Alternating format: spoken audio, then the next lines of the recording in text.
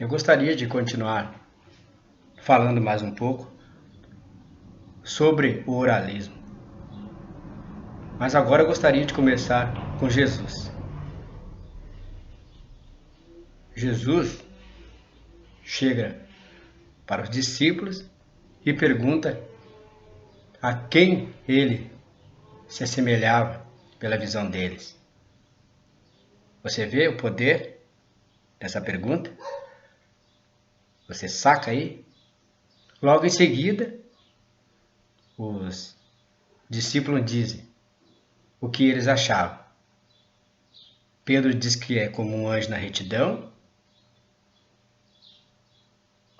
Mateus diz que é como um sábio homem de conhecimento. E Tomás diz que não há nada que possa ser comparado. Como eu já trabalhei isso em outro vídeo, não vou entrar em tudo isso agora. Isso é o que o oralismo faz. Ele mostra a essência de cada um. Mostra o Mateus procurando conhecimento, ciência. Mostra a moralidade do Pedro, quando diz que Jesus é um homem, é um anjo na retidão. E mostra a busca metafísica do Tomás. Tomás é quase como um Platão. Tem característica de Platão. Ele acha que o ideal, que a essência não faz parte daqui. Que não há nada aqui que possa fazer parte da essência. Que a essência está no mundo das ideias. Mas não vamos entrar nisso tudo agora. Vamos a trabalhar em cima do oralismo. Na Índia, temos os Vedas, que muitas vezes é traduzido como vidência ou vidente. São as pessoas que tinham a visão e transmitiam para os brahmanes, para os que tinham condição de ouvir. Então, a visão trazia informações para ser repassada pela tradição oral. E também vemos isso nos índios. Os índios também tinham uma tradição oral. Por isso que muitos dos ensinamentos dos índios se perderam. Parte da língua,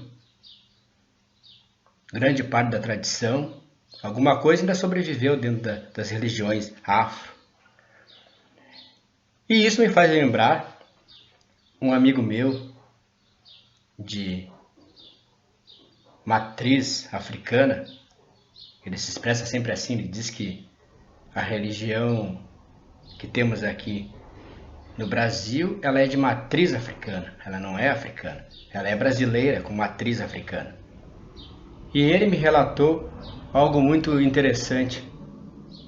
Ele falou para mim que quando ele começou a se desenvolver dentro da religião afro, ele comprou uma caderneta para poder anotar o que ia ser dito pelo pai de santo deles lá. E quando ele chegou com essa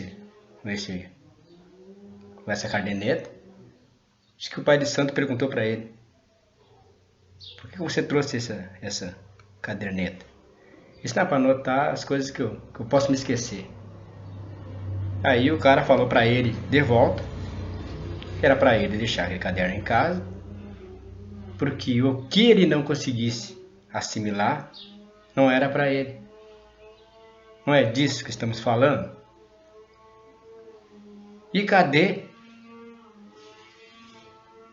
o resto do ensinamento de Jesus? Porque se você realmente entender de iluminação, você vê que fica faltando algo no ensinamento de Jesus. Que aquilo é parte de alguma coisa. Mas essas partes estão espalhadas por aí. E se eu não estou falando bobagem, ou se eu estou falando bobagem, onde está o resto do ensinamento de Jesus? E se eu estou falando bobagem, por que existem muitas ramificações do budismo?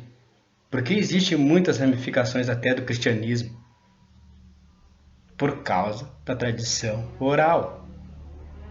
Mateus respondeu a pergunta de um jeito porque buscava uma certa coisa. Isso dá uma ramificação do cristianismo. Pedro respondeu a pergunta de outro jeito porque buscava uma outra coisa, da outra ramificação. Tomás respondeu daquele jeito porque também estava atrás de uma outra coisa. Você consegue compreender? E isso dá vazão a várias ramificações do ensinamento. Por isso, temos hoje várias vertentes do cristianismo, várias vertentes do budismo, várias vertentes do taoísmo, por causa da tradição oral. Mas isso também acaba, num certo tempo, gerando um problema, porque as pessoas não aprofundadas nisso acham que um pedaço é a totalidade. Mas um pedaço não é a totalidade. Um pedaço é a resposta para um determinado indivíduo, para uma determinada situação. Assim como aquela parte do Sutra do Diamante era a resposta, a chave, o mecanismo, o gatilho que o cérebro de Huineng precisava para atingir a iluminação. Agora, eu ouvi aquela parte do Sutra do Diamante, para mim é apenas uma frase. Mas outras coisas me despertaram. Outros mestres, outras situações. Às vezes, a situação em que você se encontra é que faz a diferença. Uma coisa é você ouvir algo de dentro das artes marciais. Daqui a pouco você ouve o Sutra do Diamante dentro das artes marciais e não faz nenhum sentido para você. Mas daqui a pouco você ouve o Sutra do Diamante dentro do cristianismo e tudo ganha um certo sentido. Você não concorda comigo? Você não concorda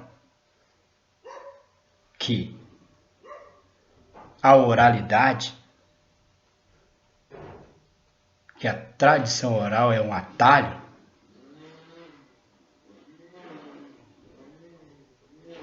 A tradição ágrafa não significa analfabetismo.